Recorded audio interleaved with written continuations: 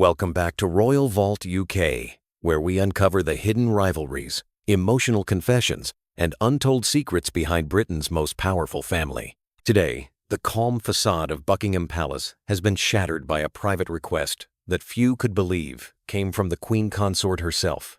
According to palace insiders, Queen Camilla made a deeply personal demand involving a portion of Queen Elizabeth II's private collection, a request that not only startled the royal household but also left Prince William and Princess Catherine quietly heartbroken. Behind the Golden Gates, whispers spread like wildfire. Some called it a simple matter of inheritance, others a betrayal of legacy. And as the walls of Buckingham echo with disapproval, one question lingers: how far will Queen Camilla go to secure her place within the royal history that never truly belonged to her?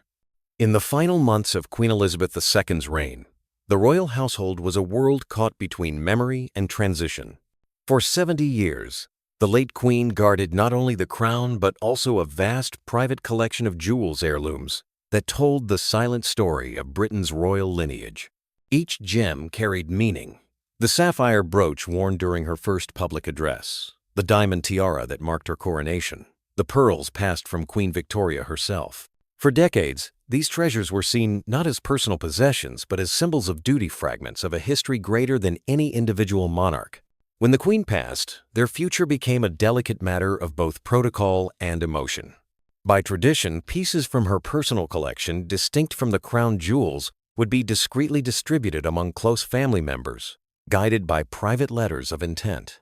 But as King Charles ascended the throne, the rules of inheritance seemed to blur. Camilla, now officially Queen Consort, entered a position of prestige long denied to her, yet her past remained a shadow in the corridors of the palace. Her relationship with the late Queen had been cautious at best, shaped by decades of tension, forgiveness, and restraint. In contrast, Prince William and Princess Catherine had come to embody the future of the monarchy, young, dignified, and devoted to the late Queen's legacy of humility.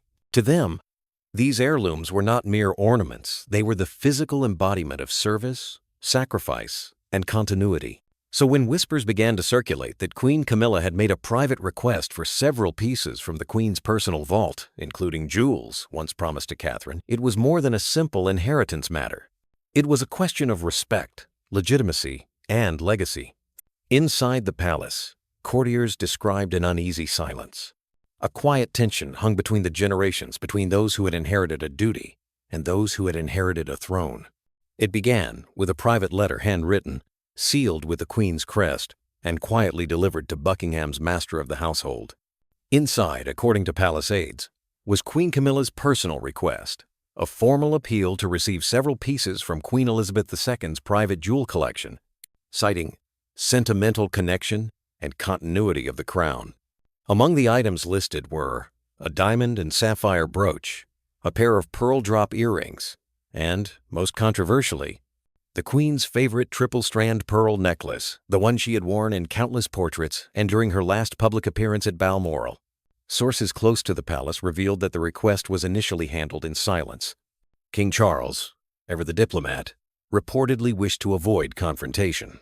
But as the details reached the inner circle, particularly Prince William and Princess Catherine, restraint turned into heartbreak. Catherine, who had been personally chosen by Queen Elizabeth to inherit several of those same heirlooms, was said to be deeply moved and visibly shaken. She saw those pearls as more than jewelry, one royal insider noted.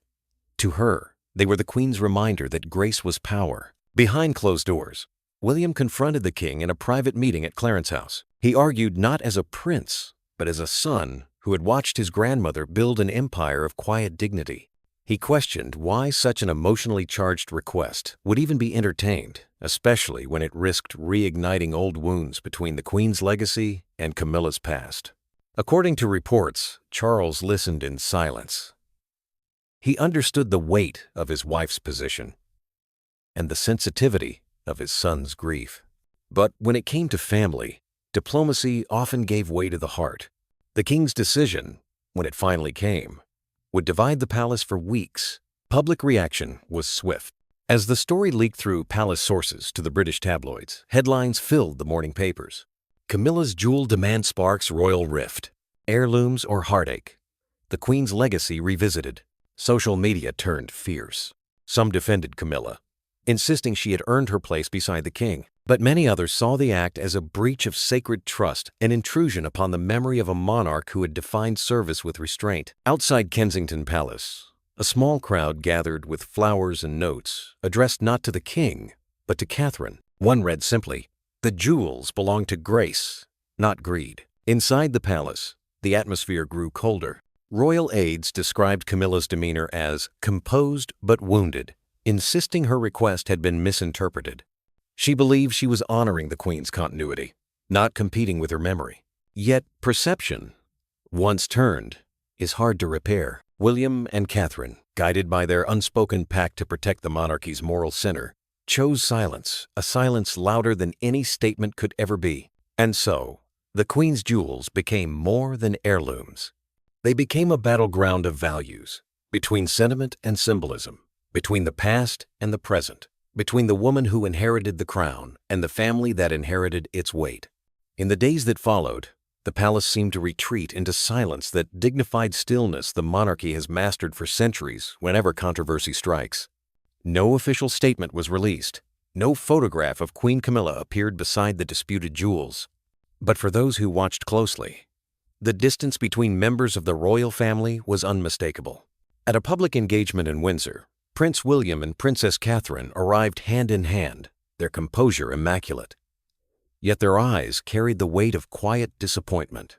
They spoke warmly to the crowd, smiled for photographs, but avoided every question about the Queen's pearls. Their silence became the monarchy's message, one of restraint, integrity, and unspoken mourning for what had been lost.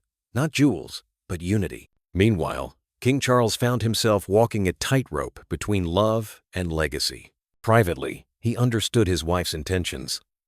Camilla had never sought grandeur for vanity. She had spent years navigating hostility, ridicule, and the ghost of a love story that nearly tore the crown apart. To her, claiming a few of the Queen's jewels was not greed, but an attempt to belong, to weave herself into a history that had once rejected her. But perception within the palace walls is rarely about intent. It is about symbolism. Every brooch, every strand of pearls carries the memory of the woman who wore them, a monarch who defined grace through humility. And for millions who adored Elizabeth II, those heirlooms are sacred relics of service, not accessories of privilege. Public debate reignited an age-old question: can the monarchy modernize without losing its moral core? Royal commentators reflected that this episode exposed the fragile line between personal desire and public duty, the same line that every royal must walk. It reminded the world that the monarchy survives not through perfection, but through its ability to endure scandal, to absorb criticism, and still stand with quiet dignity. For many, Princess Catherine emerged as the emotional heir to the late Queen's spirit, her composure under scrutiny, her empathy toward tradition, her quiet refusal to retaliate. She had inherited something far greater than jewels, the people's trust. As for Queen Camilla, time would become her only ally. Her actions would be judged not by what she claimed, but by what she chose to let go. And perhaps, in letting go of a few priceless pieces, she might one day gain something even rarer: forgiveness. As the sun sets over Buckingham Palace, its gilded walls glow softly, a reminder that behind every royal story lies a deeper truth. The crown may endure, but the hearts beneath it are only human. Queen Camilla continues her royal duties with poise and discipline, appearing beside King Charles at state banquets and charity events. Yet even amid the applause, there lingers an invisible distance, the kind that words cannot bridge and jewels cannot mend. For Prince William and Princess Catherine, the incident has quietly reaffirmed their role as the moral anchor of the modern monarchy. Through silence and grace, they have done what the late Queen once did: best let dignity speak louder than defense. And for the public, this episode serves as a poignant reminder that the monarchy's strength has never come from its treasures, but from the restraint with which it holds them. Because in the end, the greatest inheritance left by Queen Elizabeth II was not her jewels, it was her example. In the corridors of power and silence, the crown remains both a symbol of unity and a mirror reflecting the fragile human bonds behind it. But the story does not end here.